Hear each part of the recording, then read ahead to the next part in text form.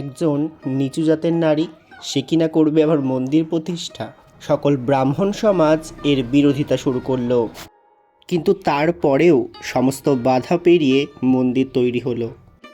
আর সেই মন্দিরই হয়ে উঠল বাঙালির মাতৃবন্দনার পীঠস্থান।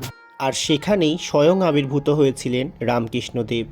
হ্যাঁ বন্ধুরা, আজ আমি কথা বলতে চলেছি আমাদের দক্ষিণেশ্বরে রানী রাসমণির নির্মিত মা ভবতারিণী মন্দির সম্পর্কে।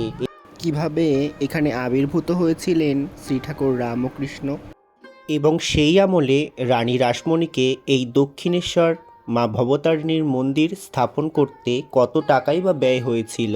আজ সমস্তটা বিস্তারিত থাকবে এই ভিডিওতে, তো ভিডিওটা সম্পূর্ণ দেখার অনুরোধ রইল।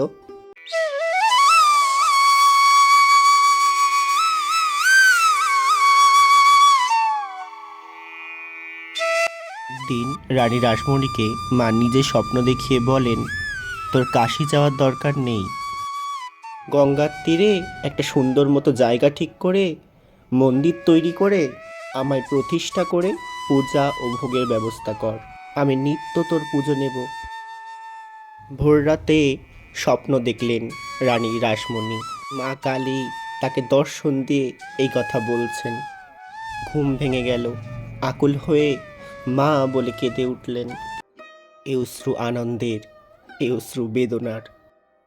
কাশীধামে গিয়ে বিশ্বনাথ ও অন্নপূর্ণাকে দর্শন ও পূজা অর্ঘ্য দেওয়ার ইচ্ছা তার মনে বহুকাল থেকেই জাগরণ ছিল, কিন্তু সময় সুযোগ করে উঠতে পারছিলেন না।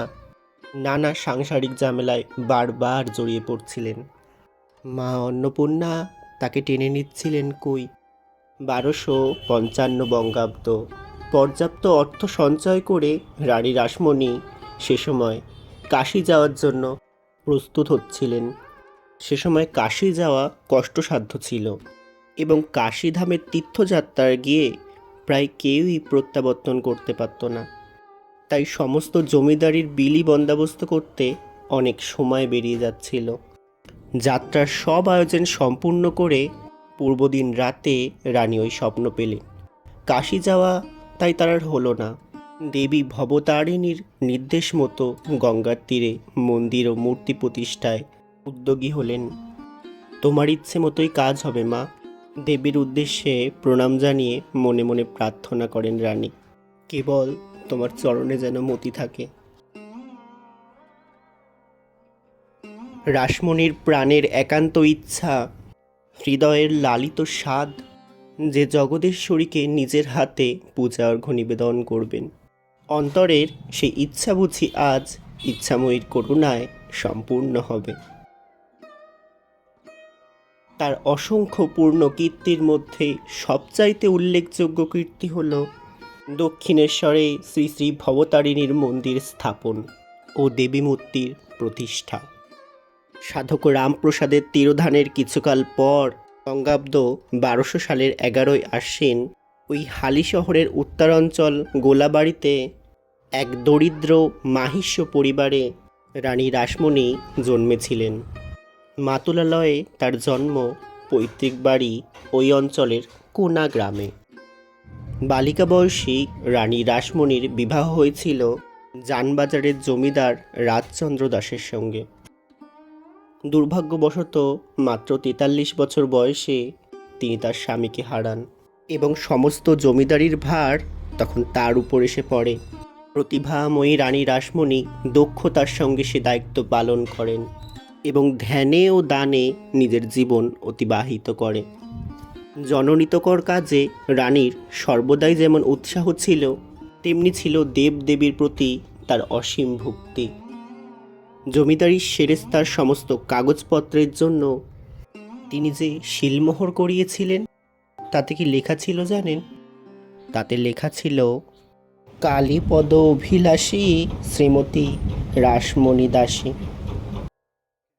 স্বপ্নে দেবীর নির্দেশ পাওয়ার পর রানী রাসমণি মনস্থির করলেন, ভাগীরথীর তটবর্তী কোনো উত্তম স্থান প্রথমে স্থির করতে হবে। সেটি কলকাতা থেকে বেশি দূরে হবে না, আবার সেখানেই যেন নয়নাভিরাম একটি মন্দির গড়া যায়। রাসমণি ব্যস্ত হয়ে উঠলেন। প্রথমেই তার পিতৃভূমির কথা মনে এলো।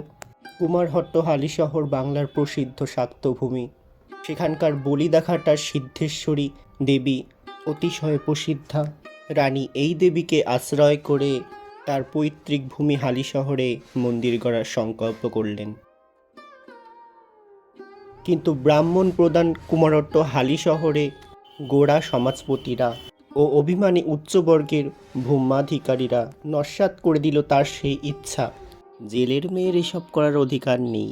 টাকার জোরে মন্দির গড়লেও কোনো ব্রাহ্মণ সেখানে পা রাখবে না, পুজো তো দূরের কথা।